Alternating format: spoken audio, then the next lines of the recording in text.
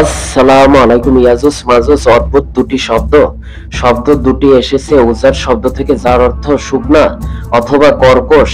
আরেকটি শব্দ থেকেও এর উৎপত্তি, আল আস, যার অর্থ যখন শত্রু খুব দ্রুত চারদিক থেকে আক্রমণ করে। ইয়াজুজ মাজুজের চরিত্র এমনই হবে, অর্থাৎ তারা খুব রুক্ষ কর্কশ স্বভাবের এবং তারা যখন আক্রমণ করবে তখন চারদিক থেকে এবং খুব দ্রুত আক্রমণ করবে।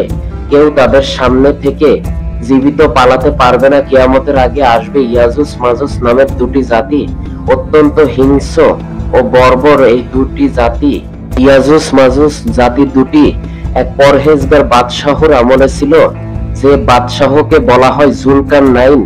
জুলকারনাইন অর্থ দুই শিংওয়ালা মানুষ। সেই রাজার মুকুটে দুটি শিং এর মতো ছিল বলেই তার এই নাম। বলে মুফাসসিরদের ধারণা, জুলকারনাইন ছিলেন খুবই ক্ষমতাধর একজন শাসক এবং তিনি ছিলেন একজন ইমানদার। তিনি এতটাই ক্ষমতাধর ছিলেন যে আল্লাহ তাআলা তাকে প্রায় পুরো পৃথিবীর রাজত্ব দিয়েছিলেন। তিনি তার সৈন্যদল নিয়ে ভ্রমণ করতেন, দেখতেন পৃথিবীর কে কোথায় নির্যাতিত হচ্ছে, কে ভালো কাজ করছে। তিনি তার জীবন পার করেছেন ন্যায় বিচার প্রতিষ্ঠায়।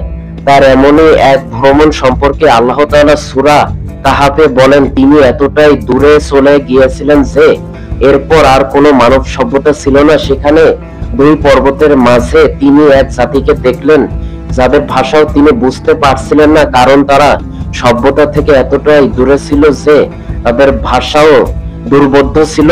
সে জাতি ইশারা ইঙ্গিতে জুলকারনাইনকে বলল, ইয়াজুজ মাজুজ আমাদের উপর অনেক অত্যাচার করছে, তারা আমাদের হত্যা করছে, আমাদের উপর জুলুম করছে। আমরা যদি আপনাকে কিছু মূল্য দিই, তার বদৌলতে আপনি কি তাদের ও আমাদের মধ্যে একটি দেয়াল নির্মাণ করে দিতে পারবেন? উত্তরে জুলকারনাইন বলেন, আমার রব আমাকে যা দিয়েছেন তা তোমাদের উপহার থেকে অনেক ভালো। তোমরা বরং আমাকে সাহায্য করো এবং আমি তোমাদের ও তাদের মাঝে একটি দেয়াল তৈরি করে দিচ্ছি। এবং তিনি তাদের লোহার টুকরা আনতে বললেন। তিনি সেই লোহার টুকরোগুলো দুই পর্বতের মাঝে রাখলেন এবং তাতে বিশাল আগুন ধরিয়ে দিলেন। সেই আগুন এতটাই বড় ছিল যে লোহার টুকরাগুলো গলে গেল এবং সেখানে লোহার এক দেয়াল তৈরি হয়ে গেল। অর্থাৎ তিনি ইয়াজুজ ও মাজুজকে দুই পর্বতের মাঝে আটকে দিলেন এবং তারা তা অতিক্রম করতে পারল না এবং ভেদও করতে পারল না। সূরা কাহাফ আয়াত নং ৯৭। জুলকারনাইন এই দেয়াল বানানোর ব্যাপারে বললেন, এটা আমার রবের রহমত, কিন্তু যখন আমার পালনকর্তার ওয়াদা পূর্ণ হবে তখন তিনি এই দেয়াল সমতল করবেন, আর আমার রবের ওয়াদা চিরসত্য।